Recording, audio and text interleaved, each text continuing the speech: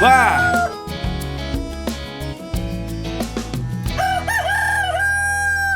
Então tá aberto o nosso bar, né, gurizada? O Agrobar Podcast é uma imensa felicidade, eu, Cristiano Vendes, a Camila Suzin, de receber esses dois caras aí que já são uma lenda do milho, os dois. Né, Camila? Isso aí. Eu estou muito feliz também aqui, nosso primeiro dia de longos meses de trabalho, né? A gente sabe o quanto foi trabalhado para a gente chegar até aqui, então estamos aqui, Tape 1, Tomada 1, começando as atividades. Legal. Então, Bernardo, engenheiro agrônomo, produtor rural, tem pós-graduação em produção vegetal, mestrado em produção vegetal, professor na cadeira de milho do INSIA, de Passo Fundo. Longo currículo, né? Eu acho que esse é um currículo que seria um currículo técnico, né? Mas a paixão pelo milho, a paixão por produzir, a paixão desde criança de estar junto com meus familiares, com os amigos nas lavouras, que me fizeram ter esse, vamos dizer, currículo mais campeiro. Muito mais, dá para dizer, Cristiano, pela vontade de aprender e de entender as plantas, de estar junto. Então, dar aula hoje e fazer essas especializações foram consequências em cima do que eu busco por necessidade e que eu amo fazer, sabe? Isso.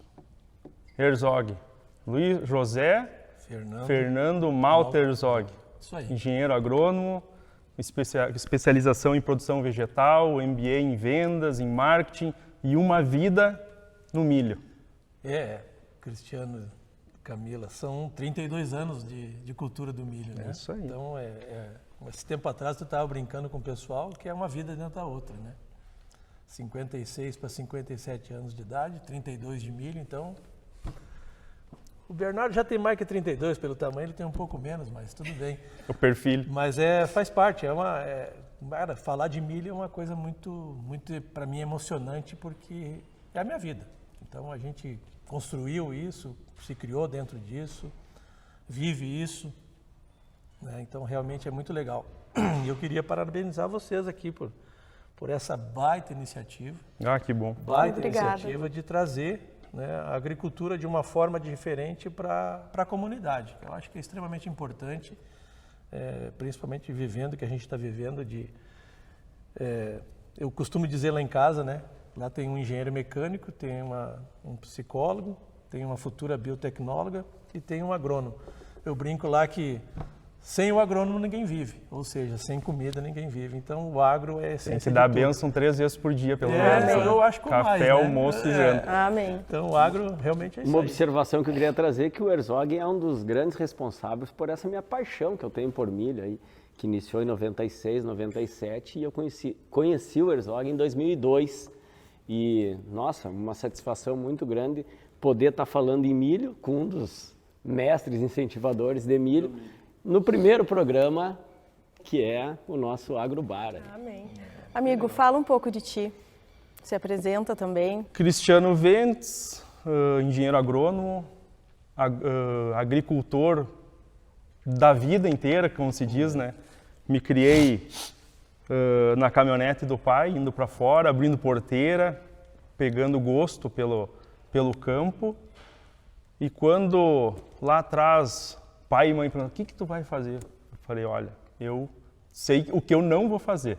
Não tinha bem certo o que eu queria fazer, mas a vontade de estar no campo, a liberdade de estar no campo, isso que me atraiu muito e estou até hoje e amo o que faço. E tu, Camila? Como é que chegou aqui? Que tu foi diferente a trajetória? O meu caminho é um pouco diferente, mas antes de contar um pouco sobre isso, eu quero te agradecer, porque essa oportunidade que foi tu que me procurou com essa ideia do Agrobar. Então, o filho é teu. E para mim é uma coisa assim que acho que eu já tinha não digo uma vocação, mas uma vontade de estar comunicando o agronegócio para pessoas de fora do agronegócio. Porque como eu coloquei, a minha trajetória é um pouco diferente. A minha família está na 3ª geração do agronegócio. Avô, dono de propriedades rurais, agricultor. Meu pai seguiu no mesmo caminho, agricultor. acho que talvez pouco tenha se enxergado fazendo outra coisa. E eu decidi que eu ia sair desse setor, fui fazer uma graduação em arquitetura, atuei no mercado de trabalho, mas aquela questão da sucessão familiar, né, que tanto se coloca, que muitos agricultores hoje têm problema em fazer a sucessão, meu pai me chamando, e daí eu pensei, então eu vou voltar e decidi procurar um embasamento nos estudos, né, para poder voltar com qualidade. E foi um momento que foi um divisor de águas na minha vida. Acabei me matriculando num MBA de gestão de agronegócio e daí naquele momento me abriu os olhos para o agronegócio do Brasil e entendi a importância que o agricultor tem, não só para o Brasil, mas para o mundo inteiro, o agricultor brasileiro. Então eu também, como o Bernardo fala, é uma questão de paixão, depois que a gente conhece todo o nosso potencial, que é inacreditável. Eu olho os dados que vocês devem estar super familiarizados, mas eu vejo o poder do agronegócio brasileiro na estrutura mundial e eu fico encantada. Então, para mim, é uma felicidade estar aqui com vocês, entre os caras bons, né? E procuro aí dar conta do recado. Obrigada. Né? Os caras bons, né? Então... Querem falar um pouquinho das suas histórias com milho? Me Acho conta. que antes tu agradece aí nosso patrocinador. Isso é muito importante. Já agradeci meu sócio, que é o motivo de eu estar aqui. Também gostaria de agradecer todas as pessoas que contribuíram para a gente conseguir estar aqui hoje. Foi trabalhoso, mas foi feito com muito carinho, muita alegria e determinação de chegar nesse momento. Então, agradecer os nossos, primeiramente, os nossos parceiros, né, que são a Pioneer, a Bayer e a Jato, mas todos os outros envolvidos também, que cada um com as suas colaborações, os nossos apoiadores também foram muito importantes para a gente conseguir chegar até aqui. A Três Tentos, esse espaço maravilhoso do Espaço Calafá, lindíssimo, estou apaixonada. Quem mais, Cris? O De Ferre. De Ferre, que vai nos servir hoje uma carninha aí para os nossos convidados. Carne também é agro e está super afim com a situação do milho, né? Porque sem o milho a gente não faz carne. Então, Calafá, Sem Cerros, essa mesa espetacular, lindíssima, que eu também estou encantada com ela, Sem Cerros, super trabalho de aproveitamento de materiais naturais, reaproveitamento, uma coisa que está muito em voga hoje, né? Quem mais? Agrocerati. Cerati nos ajudou muito, Agrometa também. Se não fosse por todas essas pessoas, hoje esse momento não teria se consolidado. Então, nosso muito obrigada e saibam que a gente apreciou muito cada atitude de vocês para conosco. Muito obrigada.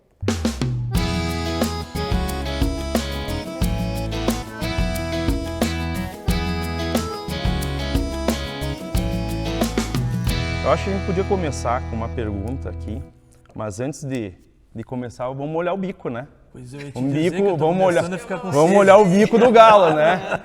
O que vocês estão a fim de beber? Tem aqui o... Nosso cardápio, afinal estamos num bar, né, gente? Pra mim Fiquem pode à ser um vontade. vinhozinho. Vamos abrir os trabalhos com vinhozinho aí para... Água também. Água, uma Vinho cervejinha. que é agro, né? A vinho é agro, cerveja é agro, suco é agro. Nós só temos agro aqui hoje. Isso aí. Agora os galos vão molhar o bico, né? Cara, eu acho que uma coisa muito interessante, assim, que várias pessoas me perguntam, assim, ó, começando a falar de milho, a gente fala que como aumentou o teto produtivo. E as pessoas dizem, isso é muito veneno. E o defensivo, na verdade, não aumenta a produtividade. Ele defende, é um defensivo, né? Então, eu queria que vocês começassem contando um pouco da trajetória do milho aí, como é que começou o milho no mundo e como é que chegou ao milho que nós temos hoje, né? Tá bom. Muito obrigada. Quanto tempo nós temos mesmo? O tempo que vocês quiserem. É livre. Cara, assim, o milho junto com o trigo, eles são as duas culturas mais antigas no mundo. Né? O trigo aí com 8 mil anos e o milho com de 6 a 7 mil anos. Então, são duas culturas que vêm do lado antes de Cristo, né? Que vem há bastante tempo sendo cultivado e era a essência das populações de sobrevivência, de produzir o seu pão, de produzir, né, a sua farinha, o seu alimento. Então, se começou lá atrás com linhagens, teocintos, né, coisa bastante rústica, praticamente com ciclos aí de, cara, plantava em setembro para colher em maio, uma coisa que era muito complicado, e a gente vem evoluindo, tanto na parte de genética como na parte de produtividade, associado a muito manejo. E o manejo inclui, com certeza absoluta, os defensivos agrícolas, mas os defensivos, como o próprio nome diz, já é... Ele permite com que a planta deixe de perder, defende, né? Então, o potencial já existe e a gente só tem que defender aquilo ali para que ele possa se construir, né? E se consolidar lá na finaleira com a colheita. Então, realmente, assim, algumas coisas têm que ser desmistificadas porque a gente acha que o defensivo, ou veneno, o pessoal, não é ruim, é bom, não. Ele é ótimo. Sendo bem utilizado. Bem utilizado. Como com todo um entendimento e um apoio de uma classe, né, de revendas, cooperativas, agrônomos. Então, tem muita gente qualificada para se fazer esse uso da melhor forma possível. E eles, de uma forma ou de outra, eles vêm sempre a somar para que a gente possa perder menos. Eu acho que esse é o ponto. Evitar as perdas, né? Evitar as perdas. É uma ferramenta, né? Uma ferramenta a mais, como tantos outros, que a gente necessita. Não usa por gosto, usa porque é necessário. Usa porque é necessário entregar produção. Eu acho que a gente pode fazer um paralelo facilmente entre como era o milho antigamente. As pessoas falam muito sobre a mudança que todas essas plantas sofreram, especialmente o trigo e o milho, que elas não seriam mais grãos ancestrais. Mas, pelo que a gente vê em questões de números de produção, a questão de não ser mais grãos ancestrais, graças a Deus que não são. Porque, penso eu, vocês podem esclarecer a gente melhor, que não se conseguiria alimentar. Não é nenhuma questão de alimentar os 7,7 bilhões que somos hoje, mas em chegar em 7,7 bilhões sem a nutrição do milho e do trigo.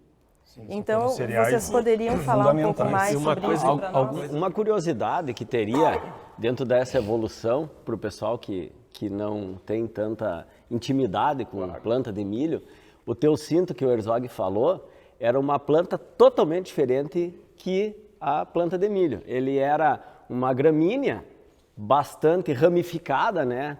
Tinha muitos perfilhos, e ele tinha, como se fosse a espiga do milho, ele tinha uma espiguinha na parte do ápice dos colmos de cada... E essa espiguinha não tinha nada a ver também com aquela espiga cheia de grão que a gente tem no milho hoje. Era um negocinho rústico, com grão duro, e a gente pensa, nossa, como que evoluiu isso para o milho nesses 7.000 anos aí, desde antes de Cristo? Não teve nada de geneticamente modificado de lá para cá. O que aconteceu? Na necessidade da humanidade de ter alimentos, eles foram cultivando, e a gente chama esse processo de domestificação e cruzamento por seleção. Então foram selecionando as melhores plantinhas e foi se chegando numa planta com mais grãos, e assim evoluiu. E aí, claro que esses povos do México aí, eles tiveram já um milho propriamente dito, com uma espiga muito menor, com muito menos grãos, de repente não tão saboroso quanto é hoje, mas é o que alimentou por muitos anos. E hoje a cultura do milho, ela é o grão mais produzido no mundo, não tem outra cultura. Daí vem o arroz, aí vem o trigo, vem a soja, mas a importância que o milho tem para a humanidade é um troço astronômico, porque é o grão mais produzido, e as finalidades que ele tem, que a gente vai falar para frente aí, são inúmeras. Então, o milho hoje eu acho que é o cereal mestre. O que eu acho legal é que às vezes tu fala, né, com quem não é ligado ao agro, e ele diz, não, mas eu não consumo milho. E aí vai no cinema e come pipoca. Come pipoca, ou pensa que não consome milho. Comeu carne, tem na ração pro bovino, pro ovino. E essa prosa, Cristiano, vem pelo um dado muito interessante. 5% apenas do milho é consumido in natura, na forma humana, para o humano. Diretamente. In natura, diretamente. Na latinha. Então, por isso que existe essa falta de entendimento, eu consumo. Não, é porque é só 5%, o resto é tudo via indústria, né, ou via ração animal. Então, frango, porco, gado, isso aí tudo hoje tem milho dentro. Mas então, seu Herzog, cada bife que eu frito lá em casa, tô comendo milho. Tá comendo milho. Sem óleo, né? Cara, e assim, É uma bela cadeia, né? é muito legal e muito contagiante quando tu começa a te aprofundar na questão do milho, né? Eu confesso que a gente conversando um pouco no bastidor, né, Bernardo? Cara, eu me apaixonei um pouco mais ainda, sabe? Já estamos numa vida longa com milho e tu começa a ver e descobrir algumas coisas que, apesar de tanto tempo, a gente não se dava conta, né? Cara, pegar milho. Milho é um produto... Uísque tem de milho. O uísque. O Jack Daniels. Quem nunca tomou um Jackzinho cowboy, hein? Saborosíssimo. Milho. Né, com milho. E se tu pegar hoje, tá muito a questão de saúde, sociedade, aquele perfil da pessoa mais obesa ou menos obesa. O milho, cara, ele tem uma ação direta na parte de saúde, em termos de sequestro do colesterol em cima de fibras. E auxilia, inclusive, no emagrecimento. Mas então, olha quer dizer, só. tem coisas assim muito interessantes do milho que a gente acaba não se dando conta no dia a dia. Mas interessantíssimas. Ontem eu estava dando uma lida na história do milho, né? Para me preparar aqui para estar com vocês. E fiquei fascinada também, porque o milho, então, ele começou ali na Mesoamérica, México, os indícios que o Herzog colocou, que 7.000 anos de produção de milho servindo à humanidade, acharam resíduos em cavernas mexicanas, né? Então, do México, Olha, ele chegou se um expandiu. petisco. Opa! Obrigado, Tobias. Obrigada. Ó, e milho. Que dele, milho. Olha o milho aí. Milho espetado. Milho e soja, é isso aí. Eu vou atacar, eu não vou também. esperar. E daí como se expandiu, né? Tanto até Estados Unidos, Canadá, para cima e para baixo, até o Brasil, né? Todos índios no Brasil se alimentavam de milho, mandioca, alimentação base. E isso até o topo do nosso continente, lá quase no Polo Norte, milho, até lá. Sensacional, né? E agora a gente, vamos aproveitar, né? O nosso milhozinho. Opa! Eu acho legal também o emprego da genética no milho. Tem um melhoramento aí fantástico, né? Sim. Eu acho que vocês podiam falar melhor sobre essa evolução que teve o milho aí para o milho atual, né? A evolução do milho como o Bernardo começou ali no passado, né? Começou com um processo totalmente de se escolher as melhores para, né? Como tudo a gente acaba capturando pela melhor imagem.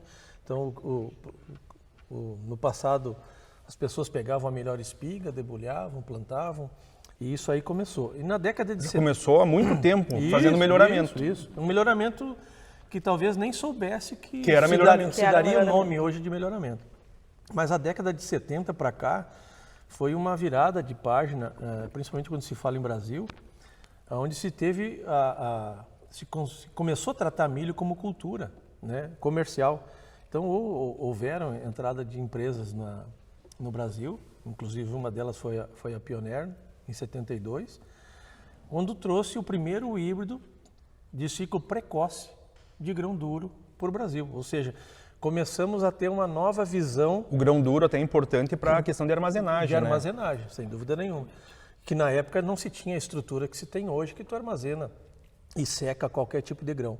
Então, na época era tudo plantado, planta dobrada, guardava-se a espiga inteira, depois se moía para o animal e por aí afora, né?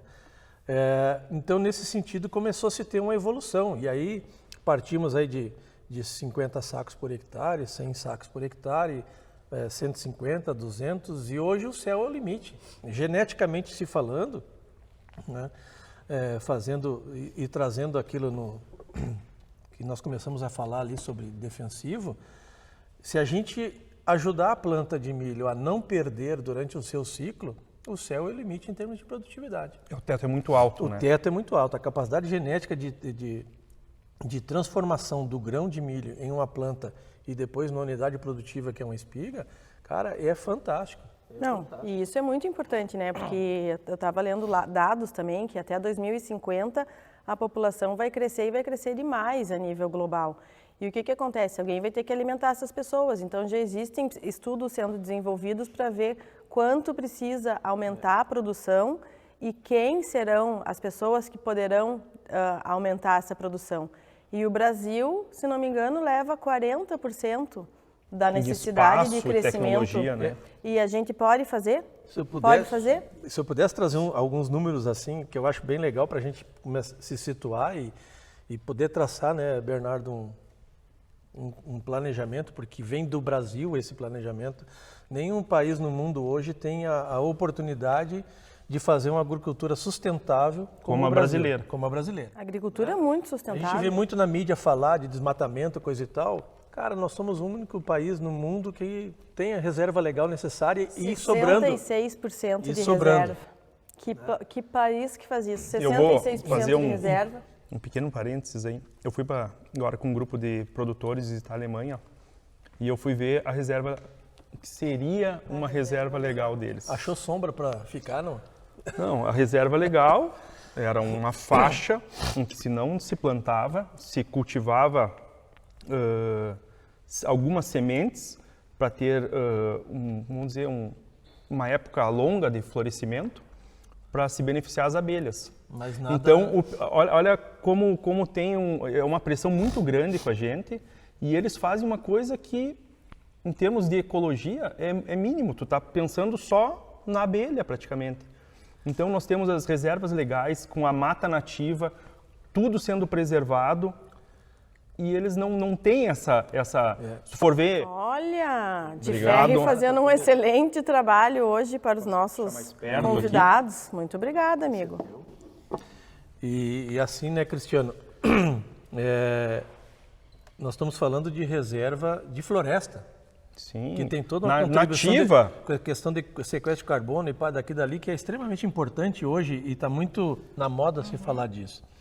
Mas eu queria voltar um pouquinho aí, quando eu te falei ali atrás, que é a questão de... Cara, hoje nós produzimos, números, né? Hoje nós produzimos em torno de 1,15 bilhões de toneladas de milho no mundo. Para uma população 22, a expectativa é fechar em 8 bilhões. Segundo o maior produtor do mundo, perdendo apenas para os americanos, seria Hoje, isso? milho, nós perdemos ainda para a China, o terceiro. Terceiro produtor. Brasil produz em torno de 118, 120 milhões de toneladas. Só que a China não é autossuficiente, né? Ela necessita Isso. de muito grão ainda de fora, né? A Mas China a produz em questão torno... é que, só uma interrupção, que nós fazemos isso, o terceiro lugar mundial, então, Mas com extremamente ecológico. 66% da área preservada. Se tu colocar mais pastos nativos, os números são incríveis, porque a gente chega em 77,3% do território nacional preservado e a gente usa a sobra tanto para infraestrutura como para cidades e para agricultura. Então são 20 e poucos % para todo o restante. Se tu pegar o dado dos americanos, não é uma crítica, é apenas um comparativo, fazendo um paralelo. O percentual que eles usam do território para a agricultura são exatamente os mesmos 77,3%. É exatamente o contrário do nosso número. E a sobra eles usam para o restante do país. Então, como é que vai ter uma reserva legal tão interessante quanto a nossa? E eu posso falar para vocês, essa história de reserva legal é um assunto muito contemporâneo. É um assunto que começou a ser falado, eu acredito que nos últimos 20 anos, talvez não mais do que isso. Mas na minha propriedade, que a gente fez o cadastro ambiental rural, então isso são dados provados que a Embrapa coletou, a Embrapa também fazendo um belíssimo trabalho, né, na mensuração de dados da agricultura brasileira. Nós temos mais do que o regulamentado de área de preservação ambiental. No nosso E isso caso, vem Rio de Grande do 3 Sul, gerações. 20%, né?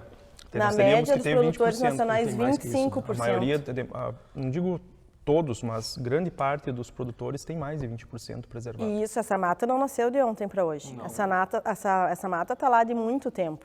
E a questão do milho, por exemplo, na nossa propriedade, depois eu quero que tu fale um pouco da tua, a gente tem usado milho já faz muitos anos, porque desde que foi colocado, o agricultor é uma criatura que está sempre em busca do conhecimento. Então, desde que começou a ser colocado essa questão, após o plantio direto, né, o plantio direto na palha, que o milho já dá uma super colaboração ali no sistema, na formação de perfil de solo, proteção no inverno. O que se fez lá na lavoura? A gente compartimentou a área em 4 pedaços e praticamos sempre, há muitos anos já, a rotação de culturas, que só traz benefícios para todo mundo, né? Então, 1/4 da área de milho todos os anos e o restante soja no cultivo de verão. Isso só traz benefícios, né? Então, eu gostaria que vocês falassem um pouco sobre a ciclagem do carbono, qual é a colaboração do milho para o meio ambiente, a preservação do solo para ele continuar fértil. Fale um pouco mais Camila, sobre isso. posso voltar um pouquinho ali para complementar alguma coisa que nós estávamos comentando a respeito do potencial do milho vocês imaginem que o milho é uma planta que ele em aproximadamente 120 dias ele consegue produzir facilmente aí 200, falando no nível de Brasil, sacos por hectare e ainda consegue colocar uma quantidade de palha aí de aproximadamente 10 toneladas, né? Então, essa evolução, ela se tornou, na questão do milho, mais rápido aqui em relação a outras culturas, porque o milho, eu não sei se os leigos provavelmente não sabem isso, mas a polinização e a maneira do milho geneticamente se reproduzir é cruzado. Então, uma planta consegue polinizar outras plantas. E essa carga genética do milho é muito maior do que as outras plantas que não têm essa possibilidade. Então, com isso, se torna mais fácil selecionar, numa geração, plantas melhores. Seria mais ou menos fazer uma relação de uma porca e de uma égua. A porca bota por ninhada 11, 12 filhotes. E se tu tem uma característica para tirar da porca, é muito mais fácil em 10, 11 filhotes. Tu precisaria 10, 11 anos de égua que coloca uma cria por ano. Então, é uma relação assim para uma pessoa leiga começar a entender por que nós chegamos tão rápido em produtividades elevadas. E hoje, quando vocês falaram em recordes, o recorde de produtividade do milho, vocês têm ideia mais ou menos quanto que se produz de média de milho no Brasil e nos Estados Unidos, que tem uma diferença muito grande, eles são mais evoluídos, teto nosso eles é têm menor, solo... né? Vou dar uma colinha. Dá uma colinha. A média brasileira hoje é 5.600 quilos por hectare. Menos de... Isso É que aí abrange o milho plantado de norte a sul, né? Não, Brasil, média Brasil. Vamos arredondar para 5.500. Né? Mas o que eu quero dizer é que se pegar na parte tecnificada é outros patamares de produtividade, né? Como aqui passa a régua e faz a divisão, então mas daí aí um a teto bem gente mais tem baixo. outro ponto que antes de entrar naquele assunto a gente pode falar, que é a questão da safrinha, mas voltando para as médias, média do Brasil hoje 5.500 arredondando, média dos Estados Unidos sabe quanto? 8, não, 10, mais. Mais, ó. Quanto? Aproximadamente 11, ou seja, Nossa. o dobro da nossa. Então, E gente, nós temos nesse caminho, claro que eles têm questão de solo, de clima, de várias, mas nós temos nesse caminho muito para crescer. Então a mesma área nossa. Eles não têm 1 metro quadrado para abrir de lavoura mais. Aí que tá. Eles já abriram tudo Não, que e pode. só melhorando a nossa produtividade, além a de gente nós- já atinge índices incríveis, nem precisaria. Claro que a gente ainda tem terras que podem ser usadas para isso. E para chegar sem no desmatar a potencial, Amazônia, Camila, viu? para chegar Mas no potencial do é milho, uma nós grande estamos falando em oportunidade. 5.500 de média no Brasil, 11 mil nos Estados Unidos. E você sabe qual é o recorde mundial de produtividade de milho? Eu chutaria 500 sacos ao redor disso. Nossa, é milho pra caramba. Dá Gostaria pra de fazer comer 500 sacos, Mas viu? com certeza, imagina quanto boi, quanta galinha, David quanto Ula, bacon. em Nossa. 2021, produziu 627,6, se eu não me engano, por hectare. Coisa que assim... maravilhoso. Isso é lá, né? Isso é lá. Estamos falando do potencial do Vamos milho. ser bairrista aqui. Isso é tecnologia. Cara, trazer pra nós. Agregada. Palmeira das Missões, área perto. irrigada, 416 sacos por hectare. Foi medido numa área de Dalazen, transposição de... sabe? É, Área de claro. transposição de pivô. É Quer dizer, bonito então, demais. Nós temos o nosso potencial aqui. É muito legal isso aí. E nós somos muito bons nisso aí. E milho, cara, milho é apaixonante porque quanto mais tu dá, mais ele te responde. É isso que eu curto do milho. Cara, o milho, Aí que milho é muito legal. O E aí Herzog, que tá o segredo do Brasil crescer. A gente não está dando ainda isso que o todo Herzog esse disse. teto, né? Porque o que acontece é que é o seguinte, nós vinha até 2012 produzindo na safra, primeira safra, o volume maior da Hoje a produção do safrinha, milho. a safrinha é maior que a safra, 2012 né? Hoje é ultrapassou. safrão versus safra. É isso aí. 2012 ultrapassou, só que a safrinha, tecnicamente e a maneira de se manejar milho, alguns produtores estão já diagnosticando que se eles conseguirem fazer um aporte de adubação, conseguirem dar mais para esse milho vai conseguir responder mais. E a safrinha, ele era tipo um complemento da soja, joga semente, um pouquinho de ureia. Ganhar mais. E agora está se vendo, cara, tem produtores uma nova 160, safra, né? 150, 170 na safrinha. E a nossa média de produtividade de safrinha é abaixo de 100 sacos. Então o Brasil tem muito para crescer em milho. Muito para crescer. E por que isso é importante para o consumidor que está lá na ponta, que ele não entende muito essa questão de tipo, o milho, maravilha, vai crescer, podemos alimentar um bom percentual da humanidade, show. Mas e por que o carinha que vai no supermercado todos os dias ali, por que é importante para ele, que muitas vezes está com o dinheiro contado na hora de passar no caixa, por que essa expansão da produção é tão interessante? Porque quando tu produz mais, consome mais e tu derruba o preço. Então, o que acontece? Se o milho, exatamente, é uma coisa mais antiga que os astecas lá que inventaram a tal da produção, né? O que acontece? Os derivados do milho ficam mais acessíveis. Então, para o pessoal, que isso é uma coisa da humanidade, comprovadamente, pessoas que estudam isso, a linha de acesso aos derivados do milho das pessoas é o frango. Só que depois que ele passa a consumir regularmente o frango, é habitual do frango, ele vai passar a consumir o porco, que já é um pouco mais caro, porque requer mais tempo, né? Mais nobres, né? E vai passar para o gado, e assim vai, até chegar numa estabilização de consumo. E é isso que as pessoas querem. A África um dia vai ter que começar a comer, e eles vão sair de uma alimentação que é basicamente de grãos e cereais, né? Para partir para a carne. Então, quem vai alimentar essas bocas? O Brasil vai ter um papel fundamental nessas questões.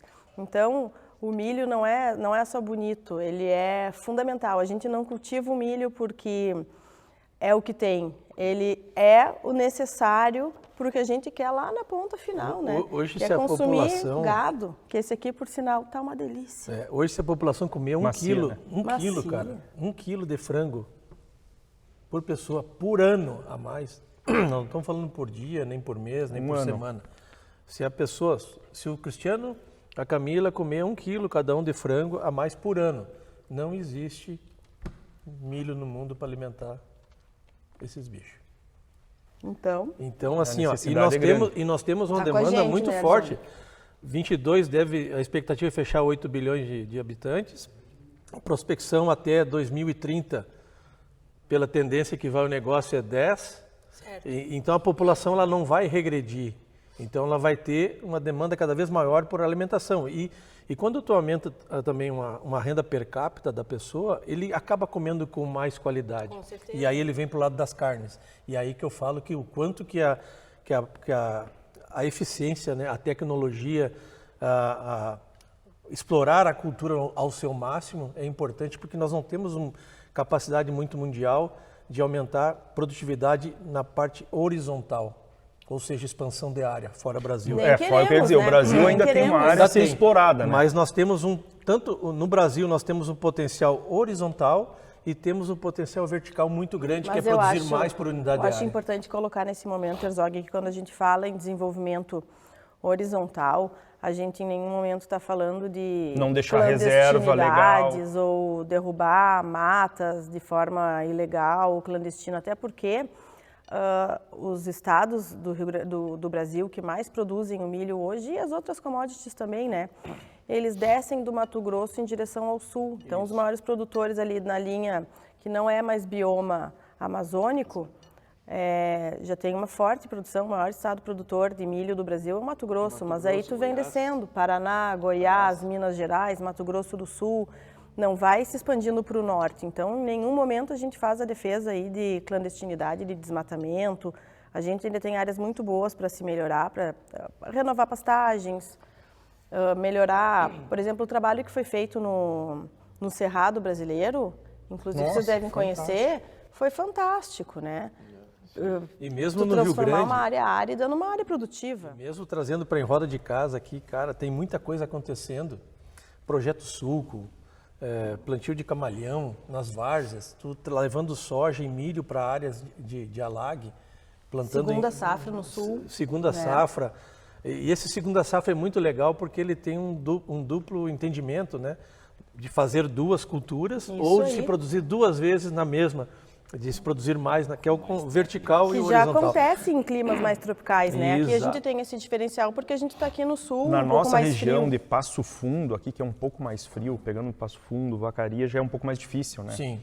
Pela soma térmica, tudo, tu não consegue, sem tanto risco, fazer isso. Mas já em localidades, pega Seberi, áreas mais quentes, já consegue se fazer 2 safras aqui no sul, né? Se a gente pegar, vamos dividir o estado na 386 para ficar mais didático para quem não conhece as áreas de lavoura. 386 para cima, 1 safra. 386 para baixo, 2 safras. É tranquilamente viável, tecnicamente, se fazer isso.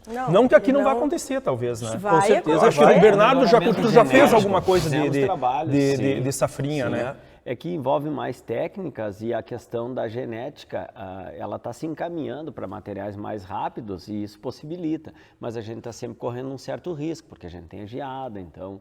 Mas hoje já é possível, o que antes não era. Sim, antes Agora, era inviável. a viabilidade, vamos dizer, em áreas extensas, aí eu acho que é ao longo dos próximos anos ainda. Mas eu não tenho dúvida que vai acontecer, até porque é necessário acontecer. Então, enquanto a gente está aqui tomando a nossa cervejinha, comendo a nossa linguicinha de milho, o pessoal está estudando lá, né? Está no laboratório fazendo ciência para organizar a casa para nós. Isso é muito legal. Essa parte que melhoramento de como encurtar o ciclo, como aproveitar melhor o espaço. E isso aconteceu no milho, né? O milho tinha uma arquitetura que eram folhas mais prostradas, em que se precisava de mais espaço e tu tinha que trabalhar numa população mais baixa. Hoje nós temos milhos mais modernos, mais largo. isso, um espaçamento mais largo. Nós temos um espaçamento reduzido, Plantas mais eretas. plantas mais eretas e tu faz uma colheita da luz solar melhor. Exato. Conta um pouquinho sobre Mais esse melhoramento que o milho conseguiu. Então, antes a gente plantava milho a 1,20 m de largura. Né? Bem no início, né? Bem no início, lá atrás. E Não tinha nem plataforma para colher milho, né? exatamente. Por quê? Porque se quebrava a mão, botava um feijão no meio, então se fazia aquela agricultura familiar, vamos dizer assim.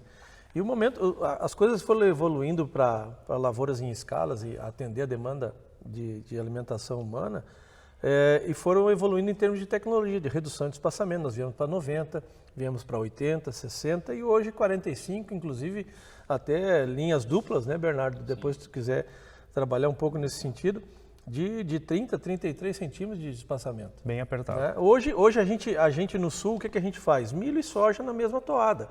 A questão para otimizar maquinário. Isso coisa foi e tal. fantástico, Isso. porque que nem lá na nossa propriedade, tu até participou dessa mudança, né, Herzog? Nós plantávamos com 80 de espaçamento e daí termina o milho, logo depois vem a soja e daí tu tem que mudar a semeadora. Cara, Meu ela Deus do aqueles céu. 2, 3 dias parado em roda de uma plantadeira, tirando, Cara, afrouxando. até mudar tudo, ficar alinhado. Mas e para isso acontecer, né, Cristiano, o que a genética teve que ser adaptada, né? Nós não poderíamos trabalhar com o mesmo milho de 1,20 m com 45. Então, tivemos que mexer na genética do produto para que ele se tornasse uma planta mais comportada, vamos dizer assim, mais harmônica, com folhas mais eretas, para ter maior capacidade de absorção de luz, fotossíntese, grão, toda aquela Que a história. agricultura nada mais é do que colher a luz solar, né? Colher a luz solar. Isso Cara, eu sempre digo para amigos e pessoas numa roda de bar que a gente está conversando, como é que é isso? Cara, a agricultura Cara, tu falou- é colher a luz solar. Tu falaste uma coisa que me deu um estalo na hora, pode ser até não ter muito a ver, mas eu fiz a associação imediata. Milho, luz, grão, energia. Luz, placa solar, energia elétrica. É a mesma Cara, coisa. é a mesma coisa. Então, o que vocês estão querendo dizer é que o agro não é ogro, né? O agro, Não. ele utiliza todos esses recursos tecnológicos para entregar uma coisa interessante para a população. E não o contrário. Então, pessoal, eu acredito que o primeiro mito que a gente pode desmistificar aqui com um pouco de clareza é essa questão que a tecnologia vem para prejudicar o ser humano.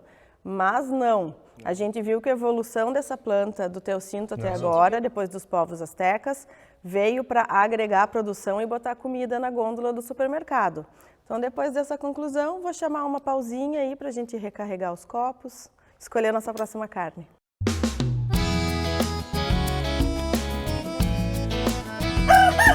Agrobar